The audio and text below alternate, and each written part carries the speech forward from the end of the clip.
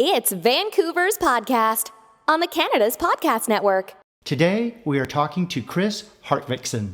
Kris is the CEO and co-founder of Dooly and a leader in the tech industry with over 20 years of experience. Before founding Dooly, he held senior consulting and management positions in sales for companies like Mobify and led Vision Critical as their EVP of sales from its early startup days to revenues in excess of $100 million. Well, Kris, welcome to the show. Thanks for taking the time today to be here for all our listeners. Thanks a lot, Robert. Thanks for having me. Great. Okay, I want you to tell us a little bit more about yourself, where you're from, and give us the details on your current business. Yeah, so I'm pretty much a lifetime Vancouverite. I went to school at UBC and, spent a couple of years abroad, but for the most part, I've built my career in Vancouver as a sales executive in the tech space. Okay. Now, what does Dooly do? Can you explain to me what Dooly does? Yeah, so I'll start really high level for you just to allow for everybody to kind of digest this in little pieces. But basically, we're a sales enablement platform, and what we try to do is to make every single meeting that a user has maximize its yield in terms of what you can deliver to the business and how the business can help you during your meetings. So another way of saying that is we action customer conversations in real time. Okay, so obviously you work with such companies like Salesforce, for example. Can you tell us a little bit how that works? Yeah, so imagine jumping into a meeting right now in the way that you do it today in sales. Most people are taking notes in their meetings, and those notes are then either transcribed into Salesforce, or you take them in Evernote or somewhere else in the business, and then you have to update a bunch of fields in Salesforce. You have to put in your tasks and a whole bunch of different things there. And then you go and you reach out to the product management team because you're looking for a relevant case study that's going to help you with, your sales cycle with your customer, or you look for like a relevant anecdote that, somebody has captured in the past that you can use to try to bring your sale forward. So all of those things require a lot of manual labor. And frankly, when you're a sales executive today, you're not paid to do administrative work. You're paid to sell. And every minute that you take away from selling is a minute that you're taking away from your personal paycheck, when 50% of the average salesperson's paycheck is based on their performance. So it's pretty important that you have them doing high value tasks, and it's very important to them as well. So what we do with our platform is we try to make it so that every single conversation that you have automatically delivers value back to the business. So all of those files and fields and things that you need to deliver to the business, it just happens automatically in Dooly. And while that's happening, we almost use our platform as a beacon for knowledge that the business has that can support you in your deal cycle. So whether that be, a simple thing like, hey, I mentioned this competitor, and here's a case study that refers back to that competitor that you can use in your sales cycle, or like a customer story or a white paper or anything like that, we try to deliver all that information back to the user so that when they're on their call, they say, I don't know, or let me get back to you, way less than they have in the past. They just have those real-time enablement moments to keep themselves one step ahead of their already well-educated buyer. Okay, now, did you need financing to start your company, and how do you currently make money in the business now? Yeah, so did we need financing to start it? No, we didn't need financing to start it, but I was also pretty fortunate in that I'd had a bit of an exit from Vision Critical, and that helps to fund you in the early days. I'm not your typical entrepreneur in my 20s and, not worried about how far I have to fall. I've got a young family, I have 3 children, and all of the rest of the things that come along with that. So I needed a bit of padding to be able to support that, and I'm also pretty lucky that my wife is an entrepreneur as well and helps to pay some of the bills. So I think that answers your question around did we need financing? No, we didn't, but we kind of did, right? You need to have something to pad you while you're going through the early days of building the product. Okay, now how does the company make money now? How does Dooly generate revenue? Yeah, so we're a SaaS platform, and every user that comes onto the product is required to pay us for access to Dooly. So we have a monthly subscription fee. Okay. And that keeps the lights on for us. Good. What is the long-term vision, and what will your company look like in the future? Do you see the company expanding into other areas, and where beyond Vancouver, BC, or even Canada? Yeah, so you're asking me a geography question and a vision question. So geography question, yeah, we'll probably end up expanding beyond Vancouver just to be able to support our clients in different regions around the world and different languages around the world. I think that just makes sense. And also to have good access to talent. But I also see it as a bigger thing. Vancouver's a really big draw for people just because it's a beautiful city to live in, which is why I've, regardless of where I've lived in the world, and I've lived in Sydney, Australia, and London, England, and Montreal, I've always come back to Vancouver just because I love the natural beauty and the lifestyle that you can build around that, and skiing and all the rest of the great things we have to offer here. So yeah, we will expand beyond that. Now, the long-term vision of the company, I'll talk about the long-term vision of enterprise software because it kind of aligns with where we're going as well.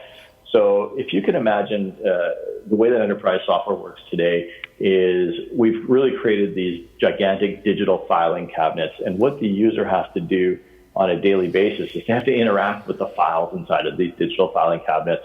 So whether you're updating a field in the CRM or you're looking for marketing collateral to share with your customer, you're always going in and out of these filing cabinets. And we really ask the user to do a lot of work.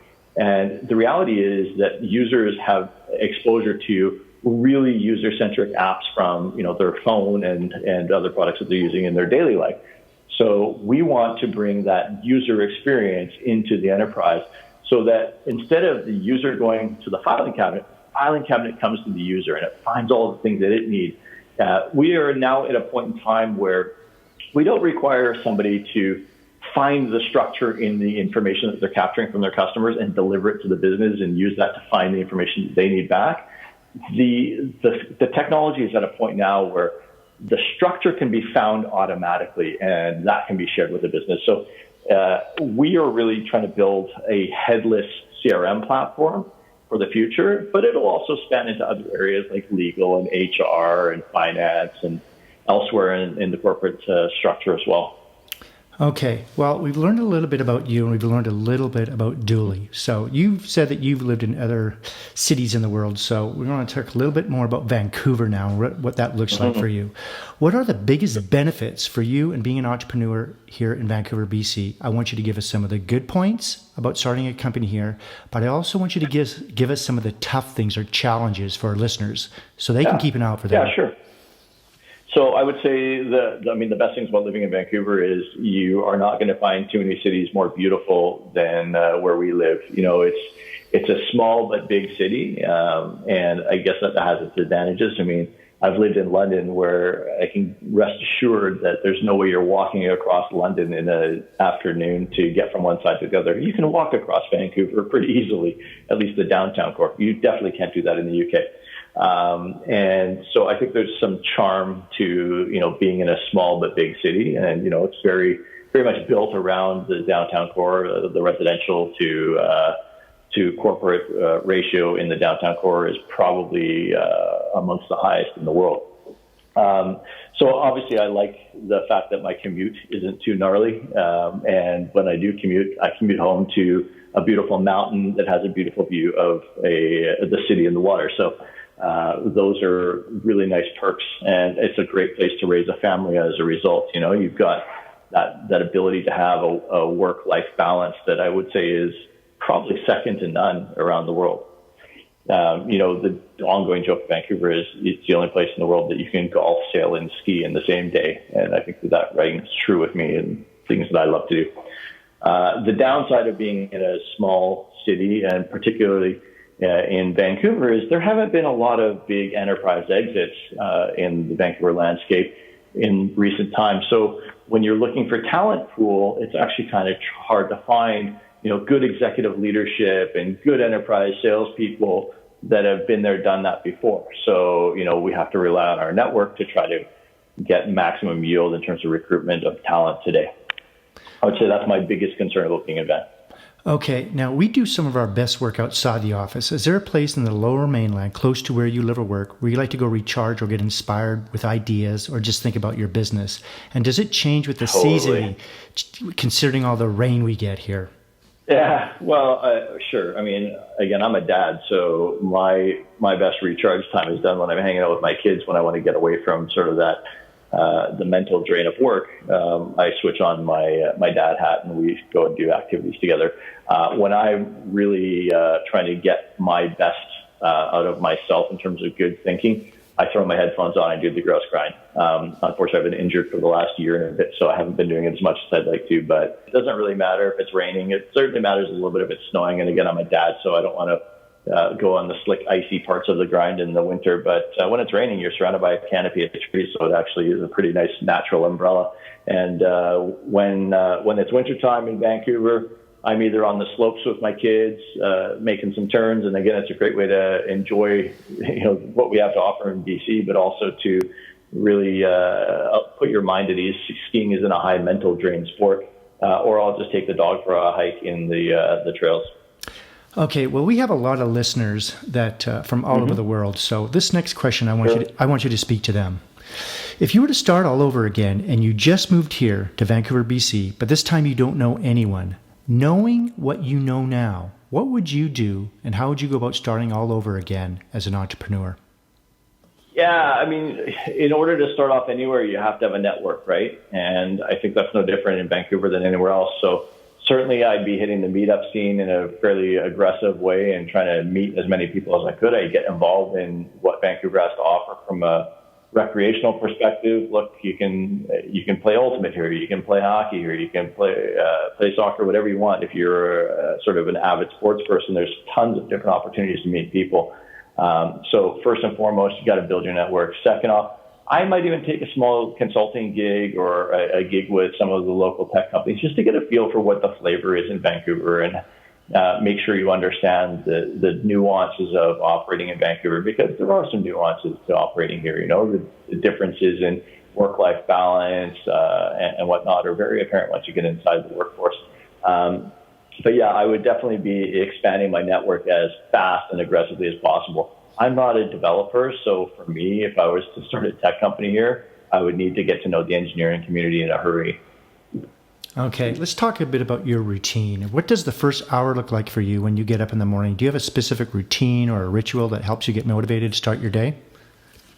Yeah, for me, I mean, again, I'm a dad, so a lot of this stuff revolves around kids. Your kids are the things that never give you a break, right? So I spend a bit of time with my kids in the morning, getting them ready for either for school during the school year or getting them ready to get out the door for summer activities. But beyond that, I think you're more focused on sort of what's my work routine. I usually start my day off by getting a sense of how much usage and whatnot has happened with our product over the last little while, looking for any support type issues that are glaring. I'm usually up pretty early, so I want to make sure that we're pretty responsive to our customers and looking for any customer feedback that I might want to push to the team. So that's my first and foremost thing that I'll do in the morning. It's pretty easy to kind of get yourself grooved into work and get yourself inspired by what you're hearing from your customers. So yeah, I'll spend a bit of time looking at our support wire.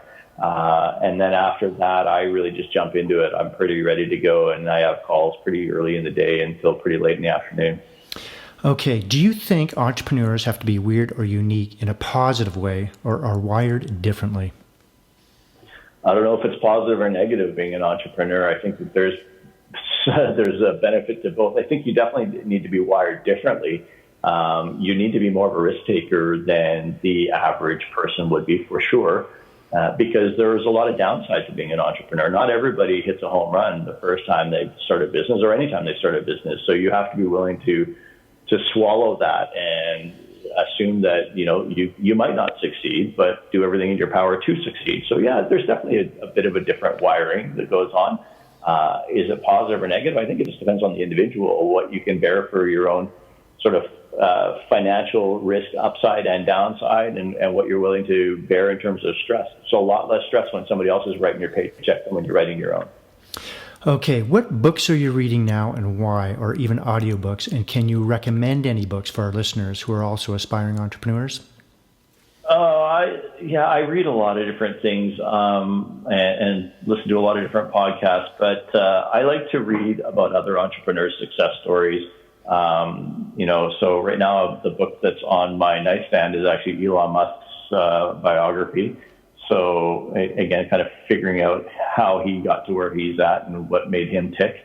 And again, if you want to talk about entrepreneurs and whether they're quirky or not, there's no bigger example than quirky Elon Musk or even Steve Jobs back in the day. He was a pretty quirky dude. He had some pretty interesting rituals. So I tend to read a lot of books around sales that will help me and my team get better at understanding the space and the landscape. So, if you haven't read things like The Challenger Sale or Miller Heiman's Strategic Selling, both really good books to try to understand the sales space. And then I'm a big fan of people like Malcolm Gladwell. I love his writing style. I find it really interesting. I really like the Freakonomics guys. I look for just little interesting things. I find that most books that are written today, you can summarize them a lot faster. So I do a lot of Blinkist reading as well. What online or offline tools do you use on a daily basis? I use Dooly. I use it every day. Beyond that, we use Salesforce a fair bit. I use Calendly for scheduling appointments. We use Zoom pretty much every day for meetings. Those are some of the main ones that we use right now. There's probably a few others. A DocuSign equivalent, like a HelloSign or something like that, is another important one in our stack. Pen and paper? Pen and paper is gone, my friend. Okay. We have long since killed pen and paper in our organization. It's important in our business to drink our own Kool-Aid, and certainly we are an online digital notes application, so we need to really use our own technology as much as possible. And frankly, everybody that comes out of school today can type way faster than they can write. So it just makes a lot of sense to use your keyboard instead of pen and paper. Gives you a better collective memory too. Okay. If you weren't doing what you do now, what would you like to do for a profession? It's funny. I mean, if I could do my dream job, I'd be a Major League Baseball player, no question about it. But I'm too old now and too injured. So I think if I was going to go and retool myself in the tech space or in any space, I really have always loved tech. I've always been around tech. I'd probably be a software engineer. I find it fascinating. I really, really like that side of the business. I think it's really interesting the way you can solve problems and build solutions to those problems using just, your imagination and code. What kind of a job would you not like to do? Couldn't do it? Anything to do with finance. I cannot stand the clerical side of accounting. I'm not wired that way. I don't find it interesting enough just looking at numbers all day. Couldn't stare at an Excel doc all day? I actually like building Excel docs, but I like building them more than I like to manage and maintain them and review them. In business, what is your favorite word, quote, or sentence that you like to use? In business, it's a tough one. Like anyone in the office, if someone in the office said he says this a lot. Is there anything like that? Give me a second on that one, Robert. I might come back to ask me that question at the end. What is your least favorite word or sentence you do not like to hear? Like. I hate the word like. I hate it when people tell you things and they have to use the word like to tell you exactly what's going on. I find it you're not really trying to say like. You're not making a comparison. It's just a filler word, and it just makes you sound a lot less polished than you should be. If you had to pick one or two words to describe yourself, what would it be and why? Lighthearted is definitely one thing that I really pride myself in being. I don't like to take life too seriously because you only get 100 years at best on this planet. You should try to enjoy it to the maximum. I think it's really important to make sure you really don't take yourself or others too seriously along the way. It's important to be serious at certain points in time, but overall, I think you need to have a really lighthearted attitude. I would say another word that people would use to describe me is curious. I really, really love to dig into things and figure them out. I've always been that way. I've always loved solving puzzles in both the sort of the physical sense of a real jigsaw puzzle versus, the puzzles and problems that happen in the workplace. And I guess the last thing that I would say about myself is probably fairly empathetic. really try to understand, what makes people tick and why, and try to understand their point of view before I go and make massive assumptions about the world. Okay. What keeps you up at night, if anything? Oh, gosh. As an entrepreneur, you're always worried about revenue. You should always be worried about revenue. You should always be trying to figure out how you need to drive the needle forward. You should always be worried about how fast things are going. Pace is a really important thing in tech. If you don't build it, somebody else will. Are you building the right things? Those are all things that you need to be thinking about all the time. But you also have to have a lot of trust in your team that you're going in the right direction. And I think, hiring the right people from the beginning allows for a lot of those worries to abate. Okay. I want you to give us the top 3 things on your inspired life list. This could be if you want to do a TEDx talk, you want to write books, you want to travel some more, philanthropy, anything like that? I think one thing that anybody should aspire to do is to leave the planet in a better space than they found it. So we have this great saying on a travel map of ours at home. We love to travel, my wife and I. So, any opportunity we get to travel, we will, which is take only memories, leave only footsteps. And I think that's a really important one for us. We want to make sure we get a lot of exposure for both us and our kids to the rest of the world and how people operate in different parts of the world. And sorry, Robert, I'm almost forgetting the question. I got kind of caught up. Yeah, I was just saying on your inspired life list, like some things you like, travel being one of them, TEDx talk. I mean, it could be various things. From a personal perspective, I would love to spend a year on a sailboat. I think there's nothing more awe-inspiring than letting the power of the wind move you around the world and, getting into little coves and places in the world that are otherwise hard to get to. It's a bit of a spoiled lifestyle too. And they always say boats or bring on another 1,000, but I'd still love to have the opportunity to do that at some point. Inspired work, life list goals. Yeah, I'd love to be a keynote speaker at Dreamforce at some point in time, having, built a great partnership and a great solution that Salesforce relies on a daily basis, I think would be a big one for me. Okay. Do you have any advice that you may have received that you can pass on to entrepreneurs throughout BC? I think the biggest thing from a tech perspective and from an entrepreneurial perspective is always be thinking about what's next. One of the interesting things that I learned very early on in sales is you always need to be thinking about who else and what else. Who else do you need to be talking to move something along, and what else are you not thinking about? Which is, I think, really helped me in my career is the ability to, I don't want to call it being paranoid, but to always be thinking about what you might have missed in a deal cycle, in your business. How can you break it so that you can make it better? One of the best things I've ever learned from any of the CEOs that I've worked with in the past. Okay, Kris, you ready to have some fun? Yeah, sure. Let's go for it. Okay. Well, as you know, entrepreneurs are very, very busy people, always connected, always online, and always talking to many, many people. But we're going to take you away from all that. There's a small tropical island just off of Fiji that only has one phone booth there. There is no internet. This place does exist. We're going to drop you off there. You won't have a computer or a smartphone or a tablet. You can use the phone booth located there anytime to call the boat. We'll come pick you up. It can be a sailboat too as well.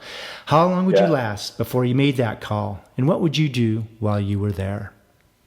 So who am I calling is my big question there. Well, we're putting you on this island. There's a phone booth there. And it's just so you can call the boat. Am I blissfully retired? No, we're just like as if it was tomorrow. We're taking you there tomorrow. Oh, right. Yeah, if it's tomorrow, I wouldn't last very long. I would probably be making the call pretty darn quick, just to check in. But I also, again, it comes back to trust. How much do you trust your team? I'm pretty sure my team could do my job in my absence for a period of time. I would like to be involved in the business because I'm curious and excited about where we're going. So I don't think I'd last too long, but I'd probably give it a good college try at say a week of just doing some introspection and assuming that I'm not stranded on this island completely alone. If I'm there with my family, probably do a little bit of diving and enjoy the scenery and the people that I'm around. And then so about a week later, you give us a call. We'll come get you. Yeah, probably a week, maybe. I mean, it depends. It depends on how fresh the pineapples are and how many coconuts are dropping out of the trees. So it might take a little bit longer. You might just fall in love with that lifestyle. You never know. You never know. Yeah. Oh, okay. Okay, Kris, we're going to wrap things up. How can our listeners get hold of you? And is there anything you'd like to add before you leave us today? Yeah, I mean, obviously your listenership can get a hold of us at www.dooly.ai, that's dooly.ai, and you'll see a little intercom button on the bottom right-hand corner that will allow you to message with us directly. So you're welcome to get hold of us there, or if you want to reach me directly, it's kris@dooly.ai. In terms of things that I would love to leave your listenership with, I would say if you're going to start something up, go into it fully committed. Don't go in half-heartedly. You really need to put your best effort behind anything that you're going to do. I know a lot of people think that they can build an entrepreneurship or a business on the side of their desk while they're doing their day job. And to a certain extent, you can at least start to flesh out the ideas of what your business is going to be. But when you found the thing that you want to pursue it. Pursue it with a lot of passion and a lot of gusto, because otherwise you just will never see it take off to the level you want. Okay, Kris, thanks for coming on the show. I've learned a lot about you, and I'm sure our listeners have as well. Appreciate the time, Robert. Great. Okay, we'll see you next time.